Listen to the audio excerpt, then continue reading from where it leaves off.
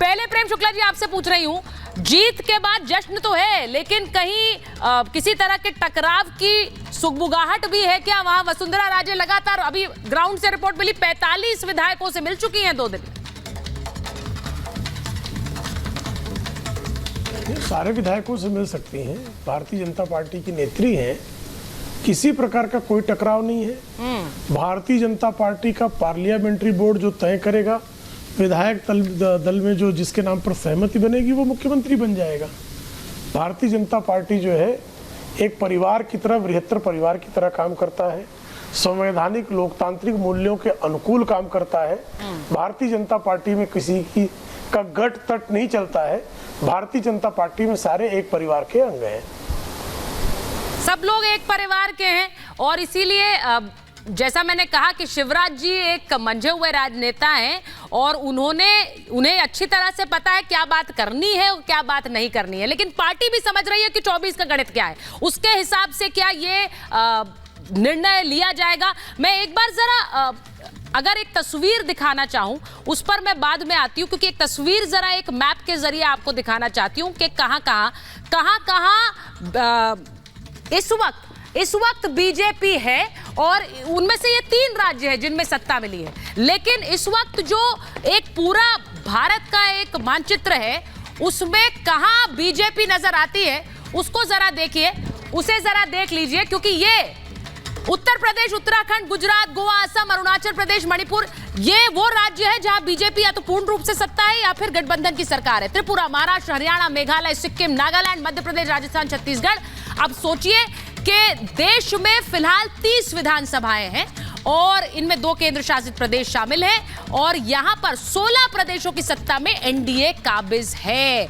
12 प्रदेशों में अपने दम पर बीजेपी है और बाकी 4 राज्यों में गठबंधन साथियों के साथ है। देश के 58% क्षेत्र पर सत्ता में बीजेपी है। हालांकि इन 6 राज्यों में 57% आबादी, 16 राज्यों में 57% आबादी रहती है। इनमें दक्षिण भारत का कोई राज्य नहीं है। अब मैं इसी से शुरुआत कर रही हूं, 3 राज्यों में, जहां एक तरफ मैं अपने मेहमानों का परिचय करा चुकी हूं, मैं एक बार जरा उस पर आती हूं। दुष्यंत जी, आपके साथ मैं शुरुआत कर लूं। यहां पर बीजेपी को हटाने की लड़ाई है, वहां वो जीत का सेहरा बांध रहे हैं। आप लोग यहां पर हार के बाद जो 2 फाड़ हो रखी है उस पर पार पाने की कोशिश में लगे। दुष्यंत, देखिए, लोकसभा के जो चुनाव होंगे, 2024 के चुनाव होंगे, उनके मुद्दे केंद्रीय मुद्दे होंगे। हाँ। उस वक्त बात होगी महंगाई की, बेरोजगारी की, लोग देश छोड़ के जा रहे हैं, निर्माण क्षेत्र में कमजोरी आ रही है, और ये जो राज्य सरकारें हैं इनकी एंटी इनकम्बेंसी भी होगी। तो भारतीय जनता पार्टी या कुछ लोग जो कयास लगा रहे हैं, बड़ी बड़ी बात कर रहे हैं कि 24 का रास्ता साफ हो गया, ऐसा नहीं है। नहीं, ये बड़ा इंटरेस्टिंग है कि 5 साल में राज्यों की इनकम्बेंसी नहीं थी, है। आप महाराष्ट्र में देखिए, लेकिन अभी 3 महीनों में एंटी इनकम्बेंसी आ जाएगी। देखिए जी, महाराष्ट्र में आप देखिए, हाँ। किस प्रकार से आंदोलन खड़ा है, किसान आत्महत्या कर रहा है, वहाँ की समस्याएं हैं। उत्तर प्रदेश में लॉ एंड ऑर्डर के मैटर है, और बहुत सारी चीजें हर राज्य की आप देखेंगे, तो वो एक एंटी इनकम्बेंसी खड़ी है। कांग्रेस की एंटी इनकम्बेंसी जो राज्य सरकारों की थी, उसका लाभ भाजपा को मिला। छत्तीसगढ़ में और राजस्थान में उनकी जीत हुई। तो 24 के लिए अभी से प्रेडिक्शन कर देना, मैं समझता हूं कांटे का मुकाबला होगा।